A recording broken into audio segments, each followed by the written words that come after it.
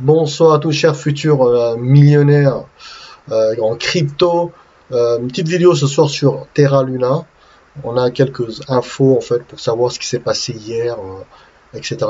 Il y a eu des rumeurs qu'en fait il y a une entreprise qui a spéculé à la baisse sur le Bitcoin, également sur l'UST pour faire exploser le peg euh, de 1 dollar égale à 1 UST. Je vais vous montrer en fait c'est quoi déjà un UST. UST en fait c'est un stablecoin algorithmique en fait qui va s'ajuster en fonction de l'offre et la demande.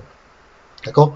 Les fondateurs de Terra Luna, ils ont des stocks de Bitcoin et en fait ils sont obligés de vendre du Bitcoin pour faire remonter la parité à 1 pour 1 ici. D'accord.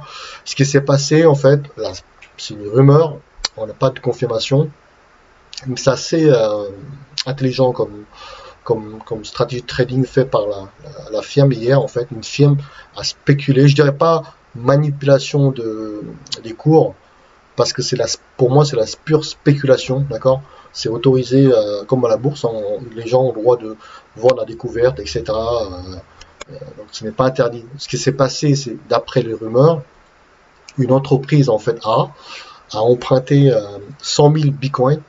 Je ne sais pas à quel prix. Prenons un exemple à 39 000 dollars, un bitcoin. Donc 100 000 fois 100, ça fait quand même 3 milliards de dollars quand même. Presque 4 milliards, vous voyez. Ce qui s'est passé, en fait, d'après les rumeurs, ils ont commencé à jouer, en fait, avec 25 000 bitcoins, d'accord. Je ne sais pas également à quel prix j'ai pris 39 000. Donc ils ont joué à peu près avec presque 1 milliard, d'accord. Première phase, ils ont commencé à shorter, en fait, 75 000 bitcoins. Ça fait 2 milliards, presque 3 milliards. Shorter, c'est quoi? Pour les gens qui n'ont pas fait la finance, shorter, c'est vendre à découvert, en fait. Donc, vous spéculez, en fait, lorsque vous vendez, vous spéculez à la baisse. D'accord? Parce que lorsque le prix chute, vous pouvez racheter au plus bas et prendre le gain entre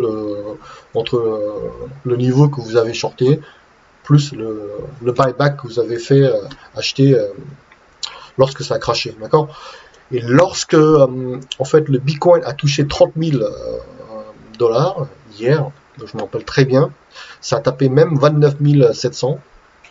Alors ils ont commencé, la firme A, ils ont commencé, ce qu'ils ont fait, c'est qu'ils ont vendu à découvert, ils ont vendu shorté, vendu du UST, d'accord. Vendu UST, ça veut dire quoi?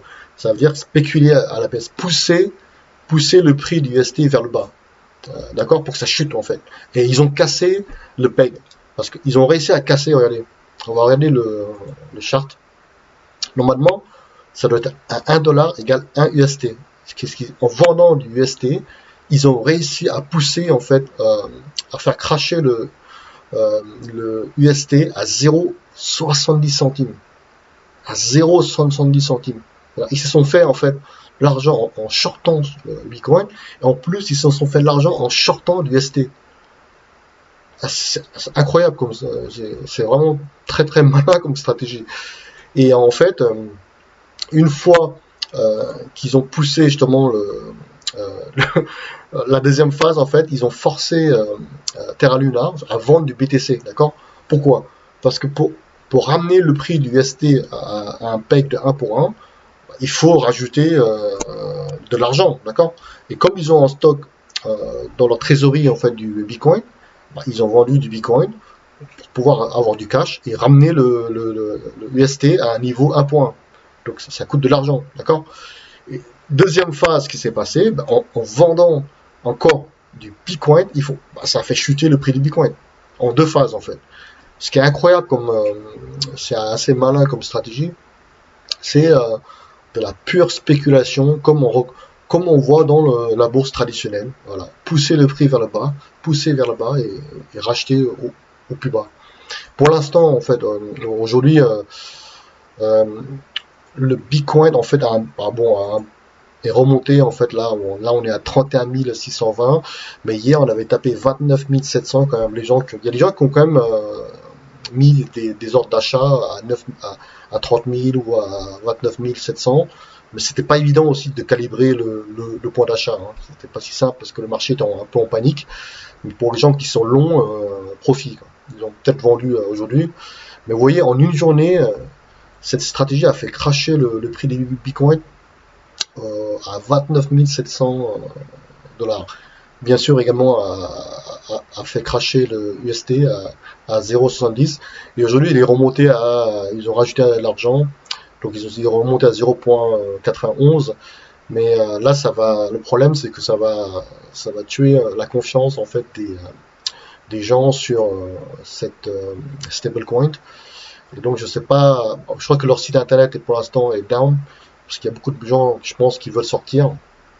Le problème, c'est que c'était une bonne, je veux dire, c'était une bonne invention d'avoir fait un stablecoin algorithmique, mais c'est nouveau. Comme c'est nouveau, forcément, il va y avoir des inconvénients. Quand je dis les gens, les professionnels vont tenter de trouver des stratégies pour faire chuter ce stablecoin, etc. Vous voyez, c'est de la spéculation, d'accord?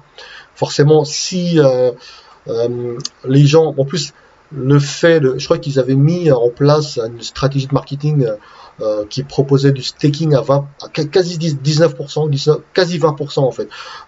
Vous pouvez staker du ST en fait, donc à 20% l'année. Donc c'était un taux hyper avantageux. Donc il y a beaucoup de gens qui ont justement acheté du ST pour pouvoir staker sur leur site et avoir des intérêts de 20% par an, ce qui est pas mal. Le problème, c'est que à un moment donné, comment vous allez financer les 20% d'intérêt, d'accord? Donc il faut racheter du cash chaque fois, etc. Et c'était le côté un peu négatif comment dire, du système.